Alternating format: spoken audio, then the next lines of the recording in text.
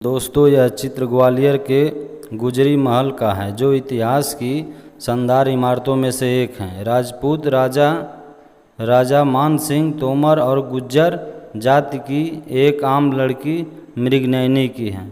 दोस्तों, आप देख रहे हैं स्टोरी वाइज और मैं हूं चंदन। दोस्तों, उन दिनों अक्सर मुग़लों के आक्रमण होते रहते थे। सिकंदर लोधी और गयासुद्दीन खिलजी ने कई बार ग्वालियर के किले पर धावा किया, पर वे सफल न हो सके। तब उन्होंने आसपास के गांवों को नष्ट कर उनकी फसलें लूटना शुरू कर दिया। उन्होंने कई मंदिरों को तोड़ फोड़ डाला और लोगों को इतना तंग किया कि वे हमेशा भयभीत बने रहते।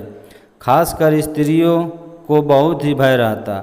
उन दिनों औरतों का खूबसूरत होना खतरे से खाली नहीं रहता, कारण मुग़ल उन पर आंखें लगाए रहते थे। गांव की कई सुंदर भोली लड़कियां उनकी शिकार हो चुकी थी। ऐसे में ग्वालियर के पास राई नामक गांव में एक गरीब गुज्जर किसान के यहाँ मिन्नी नामक एक सुंदर लड़की थी। सिकंदर लोधी के आक्रमण के समय उसके पिता माता मर गए थे और जब एक भाई के सिवा उसके संसार में कोई न था। वहीं उसकी रक्षा और भरण पोषण करता था। उसके पास एक बच्चा मकान और छोटा सा खेत था, जिस पे अपनी गुजर करते थे। दोनों भाई बहन शिकार में निपुण थे और जंगली जानवर मारा करते थे। दोनों अपनी गरीबी में पले बढ़े थे और खुश रहते थे और गांव के सामाजिक और धार्मिक कार्यों में हिस्सा लेते रहते थे। उनका स्वभाव और व्यवहार इतना अच्छा था कि पूरा गांव उन्हें चाहता था। धीरे धीरे मिन्नी और अनुपम भोले सौंदर्य की खबर आसपास फैलने लगी और एक दिन मालवा के सुल्तान गयासुद्दीन को भी इस बात का पता लग गया। वह तो औरत और शराब के लिए जान देता ही था। उसने झट अपने आदमियों को बुलवाया और राई गांव की खूबसूरत लड़की निन्नी गुजरी को अपने महल में लाने के लिए हुक्म दिया। अंत में 2 घुड़सवार इस काम के लिए चुने गए। सुल्तान ने उनसे साफ कह दिया कि यदि वे लड़की को लाने में कामयाब न हुए तो उनका सिर और धड़ अलग कर दिया जाएगा, और यदि वे उसे ले आते हैं तो उन्हें माला माल कर दिया जाएगा। निन्नी गुजरी अपनी एक सहेली के साथ जंगल में शिकार को गई थी। उस दिन शाम तक कोई उन्हें शिकार नहीं मिला और वे निराश होकर लौटने ही वाली थी कि उन्हें दूर झाड़ी के पास कुछ आहट सुनाई दी। लाठी थककर चूर हो गई थी, इसलिए वह तो वहीं बैठ गई, किंतु निन्नी अपने तीर और भालों के साथ आगे बढ़ गई। झाड़ी के पास पहुंचने पर उसने शिकार की खोज की, पर उसे कुछ नज़र नहीं आया। वह लौटने ही वाली थी कि फिर से आहट मिली। उसने देखा कि झाड़ी के पास एक बड़े झाड़ के पीछे 2 घुड़सवार निकले उसकी ओर आने लगे। पहले तो निन्नी कुछ घबराई, किंतु फिर अपना साहस इकट्ठा कर वह उनका सामना करने के लिए अड़कर खड़ी हो गई। जैसे ही घुड़सवार उससे कुछ कदम दूर पर आए, उसने कड़कती हुई आवाज़ में चिल्लाकर कहा, तुम कौन हो और यहाँ क्यों आए हो? दोनों घुड़सवार घोड़ों पर से उतर गए। उनमें से एक ने कहा, हम सुल्तान गयासुद्दीन के सिपाही हैं और तुम्हें लेने आए हैं। सुल्तान तुम्हें अपनी बेगम बनाना चाहता है।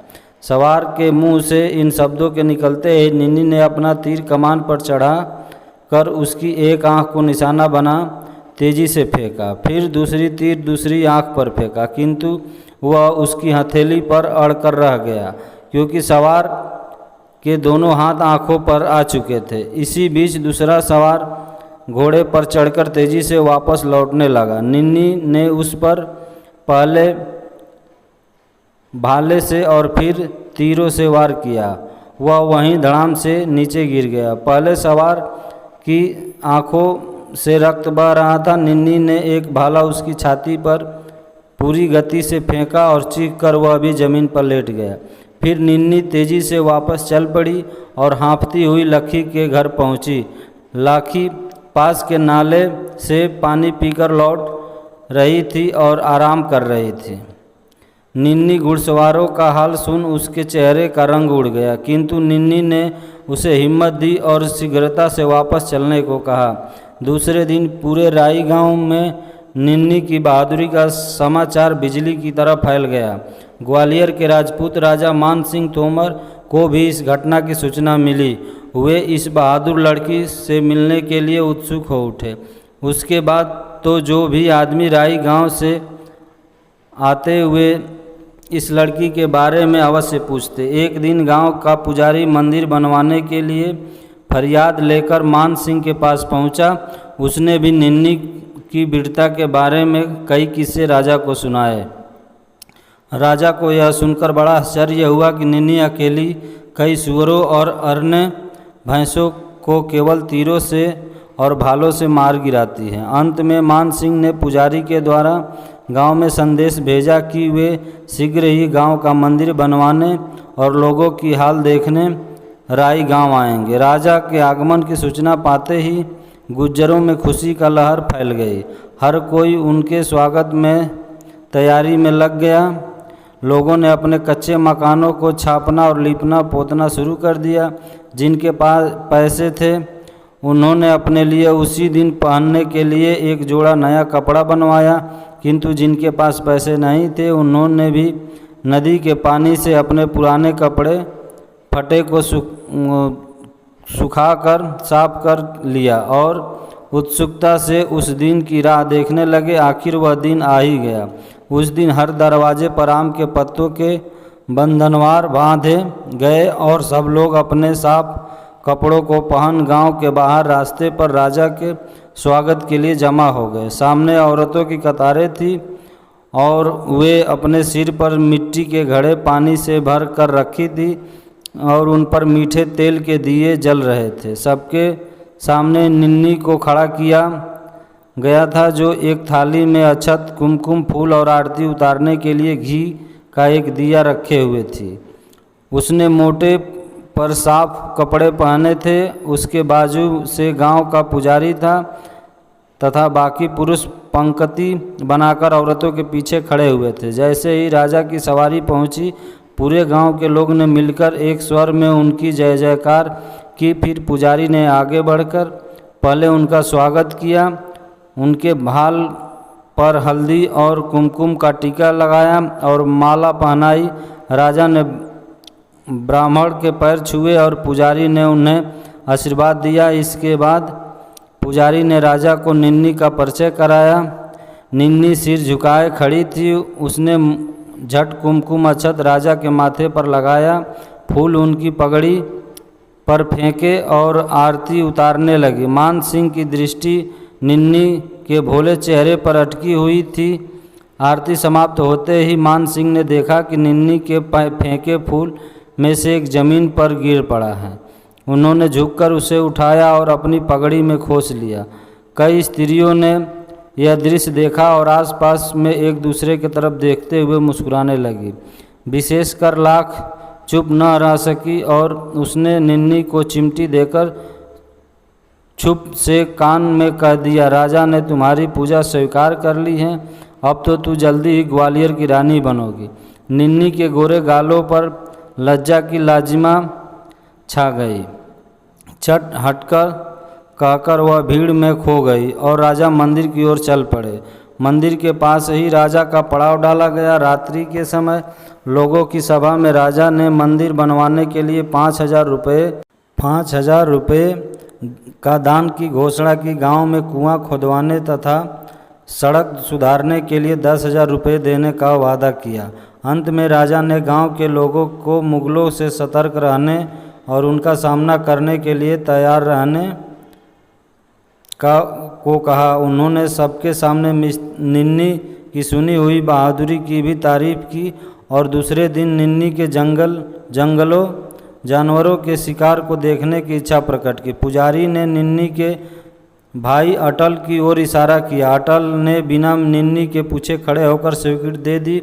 इसके बाद बहुत रात तक भजन कीर्तन हुआ और फिर लोग अपने अपने घर चले गए। दूसरे दिन शिकार की तैयारी हुई। राजा मान सिंह के लिए एक मचान बनाया गया। निन्नी ने अपने सब हथियार साफ करके उन्हें तेज किया। बीच बीच में निन्नी विचारों में खो जाती। कभी ग्वालियर की रानी बनने की मधुर कल्पना उसे गुमसुदा जाती थी, कभी अपने एकमात्र प्रिय भाई का ख्याल, गांव का सुखी स्वतंत्र जीवन, शांक नदी का शीतल जल और जंगल के शिकार का आनंद उसे दूसरे संसार में ले जाते। इसी समय अटल ने तेजी से घर में प्रवेश किया और निन्नी को जल्दी चलने को कहा। राजा ने जंगल की ओर निकल चुके थे। इसी समय लाखी भी आ गई और निन्नी लाखी के साथ शिकार के लिए चल पड़ी। कुछ हथियार निन्नी रखे थी और कुछ उसने लाखी को पकड़ा दिए थे। जंगल में राजा के आदमी ढोल पीट रहे थे ताकि जानवर अपने छिपे हुए स्थानों से बाहर निकले। राजा मान सिंह मचान पर बैठे थे। निन्नी और लाखी एक बड़े झाड़ के नीचे खड़ी हुई थी। थोड़ी देर के बाद हिरण परिवार झाड़ी से निकला और भागने लगा। निन्नी ने एक तीर जोर से फेंका जो मादा हिरण को लगा और वहीं गिर पड़ी। नरहिण तेजी से भागा पर निन्नी ने उसे भी मार गिराया। इसके बाद निन्नी ने दौड़ाकर 2 हिरण के बच्चों को अकेले बच गए थे उसे उठा लाई और गोद में रखकर झाड़ के नीचे आई। मान सिंह ने यह दृश्य देखा और मन ही मन निन्नी के कोमल हृदय की प्रशंसा करने लगे। इसके बाद एक एक करके कई जंगली जानवर बाहर निकले और निन्नी ने कभी तारों और कभी भलों से उन्हें पहले ही प्रयत्न में मार गिराया। फिर एक बड़ा जंगली जानवर भैंस आया निकला। निन्नी ने पूरी ताकत से 2 तीर फीके जो सीधे भैंस के शरीर को भेद गए, किंतु वह गिरा नहीं। घायल होने के कारण वह क्रोध में आकर चिड़चिड़ाता हुआ निन्नी की ओर झपटा। मान सिंह ने अपनी बंदूक निकाली और वे भैंस पर गोली चलाने ही वाले थे कि उन्होंने देखा निन्नी ने दौड़कर अपने भैंस के सींग पकड़ लिए और पूरा जोर लगाकर वह उन्हें मरोड़ रही है। फिर बिजली की गति से उसने एक तेज भाला उसके माथे पर भोंक दिया। भैंस अंतिम बार जो से चिघाड़ा और जमीन पर गिर पड़ा। मान सिंह मचान से उतरे और सीधे निन्नी के पास गए। उन्होंने अपने गले से कीमती मोती का माला उतारी और उसे निन्नी के गले में पहना दी। निन्नी ने झुककर राजा को प्रणाम किया और एक ओर हो गई। लाखी ने देखा राजा और निन्नी चुप खड़े हैं। वह जानवरों के शरीर से तीर और भाले निकालने का बहाना कर वह खिसक गई। तब मान सिंह ने निन्नी का हाथ अपने हाथों में लेते हुए कहा, शक्ति और सौंदर्य का कैसा सुंदर मेल है तुम में निन्नी, सचमुच तुम तो ग्वालियर के महल में ही शोभा दोगी। क्या तुम मुझसे विवाह करने के लिए तैयार हो? निन्नी के पास जवाब देने के लिए शब्द ही नहीं थे। वह क्षण भर मौन रही, फिर अत्यंत नम्र और भोले स्वर में बोली, फिर मुझे गांव का यह सुंदर स्वतंत्र जीवन कहाँ मिलेगा? वहाँ मुझे शिकार के लिए जंगल और जानवर कहाँ मिलेंगे? और यह शांक नदी जिसका शीतल जल मुझे इतना प्यारा लगता है वह कहाँ मिलेगा? मान सिंह जो निन्नी का हाथ अभी भी अपने हाथों में रखे थे बोले, तुम्हारी सब इच्छाएं वहाँ भी पूरी होगी। निन्नी केवल वचन दो, मैं तुम्हारे लिए शांक नदी को ग्वालियर के महल तक ले जा सकता हूँ।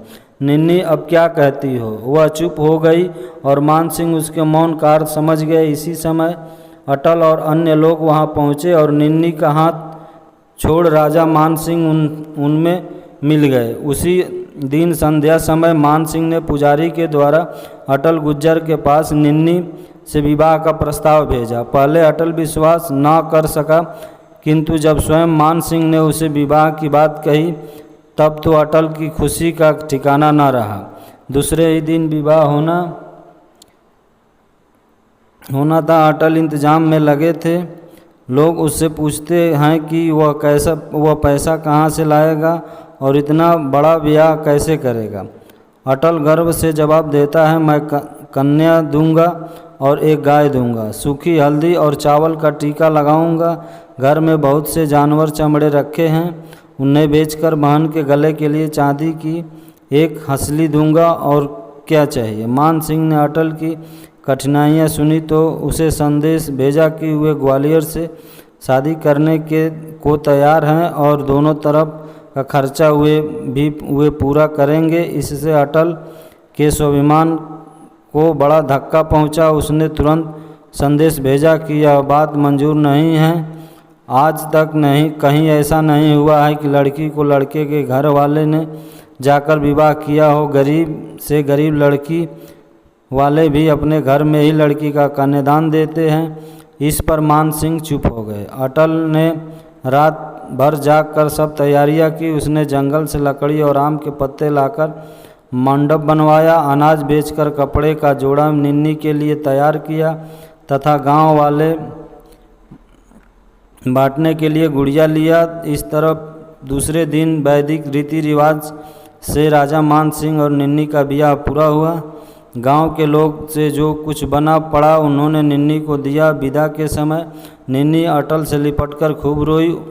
उसने रोते हुए कहा, भैया अब लाखी को भाभी बनाकर जल्दी घर ले जाओ, तुम्हें बहुत तकलीफ होगी। भाई ने उसे आश्वासन दिया और इस प्रकार निन्नी भाई की झोपड़ी को छोड़ ग्वालियर के महल के लिए रवाना हो गई। विवाह के बाद महल की राजपूत रानियों ने गुज्जर जाति की रानी का विरोध किया। इसी कारण राणा जी मैं गुज्जरी महल का निर्माण करवाया। यहीं गुज्जर किसान की लड़की निन्नी, जिसका नाम असल में मृगनयनी था, ग्वालियर की गुजरी रानी के नाम से इतिहास में प्रसिद्ध हुई। उसमें जैसी सौंदर्य की कोमलता थी वैसी ही शूरवीरता भी थी।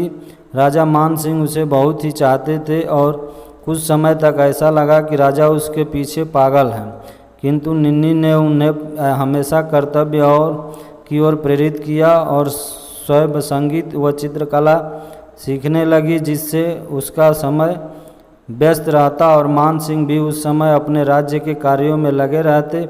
युद्ध के समय निन्नी हमेशा मान सिंह को उत्साहित कर प्रजा के रक्षा के लिए तत्पर रहती। इस प्रकार निन्नी सचमुच एक योग कुशल रानी सिद्ध हुई। उसने राज्य में संगीत, चित्रकला, शिल्पकला का प्रोत्साहन करना। बैजू नामक प्रसिद्ध गायक ने किसी समय नई नई रागनाएँ बनाई थी। ग्वालियर में बने हुए मान मंदिर और पुजारी महल आज भी उस समय की उन्नति शिल्पकला के नमूने हैं।